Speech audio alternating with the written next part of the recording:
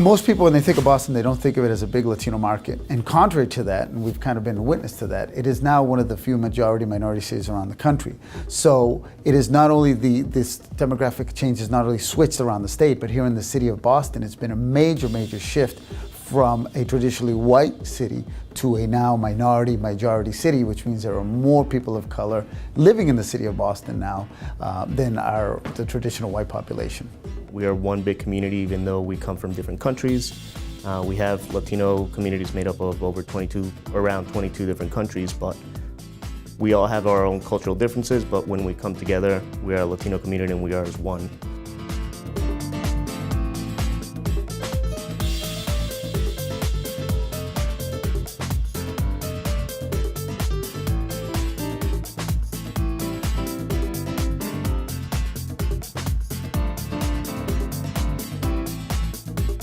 Boston's Latino community is actually very young. The median age is 28. Part of that is because a lot of especially the Latino professionals that have stayed here, kind of implants from outside the state who have come to our universities and have stayed here and become professionals. The Latino community in Boston is large, it's vibrant, it's recognized, and it's a community that's contributing to our city. It's over 100,000 Latinos in the city of Boston, and a city with 630,000 residents. And we also, as Latinos, live in every neighborhood of the city. So in every neighborhood you go to, you will find a Latino community, maybe from a different country or a different region, but you'll find a Latino community bringing its food, bringing its music, then its small businesses, and it's really in each neighborhood and the culture of each neighborhood in Boston.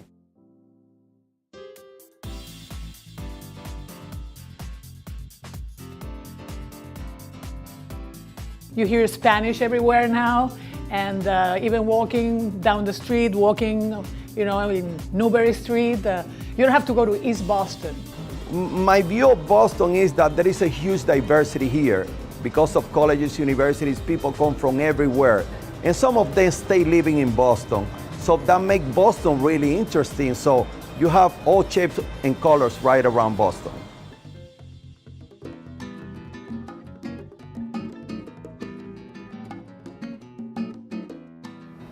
Massachusetts has the biggest Brazilian population in the whole United States. We have about 200 to 300,000 Brazilians living here. Pretty much feel home because I can do whatever I want to. I can buy Brazilian clothes, I can go in Brazilian restaurants, I can go in Brazilian stores, and I can speak to my people, I can go in Brazilian concert, I can do pretty much what I want to. We have a saying that Brazilians are everywhere. You can find Brazilians everywhere, and we are good people, hard workers, and we are entrepreneurs. The newspaper itself, it's written in Portuguese because it's very nice to preserve the language. People, if you don't read, if you don't talk, you completely forget your language. So it's very important for us to put out a good paper in Portuguese out there so people can have the source of the language so they can pass to generations and really emphasize the way our culture is being built. The Americans, especially Massachusetts, could see how powerful our community is. And areas such as Brighton, Allston, Everett, Somerville, and Framingham. Framingham is a very good example. Before the Brazilians were in the city had a lot of violence problems. Once the Brazilians came in, we started opening business and cleaning the city and have more family-oriented lifestyle. And the violence dropped. But Brazilians are everywhere.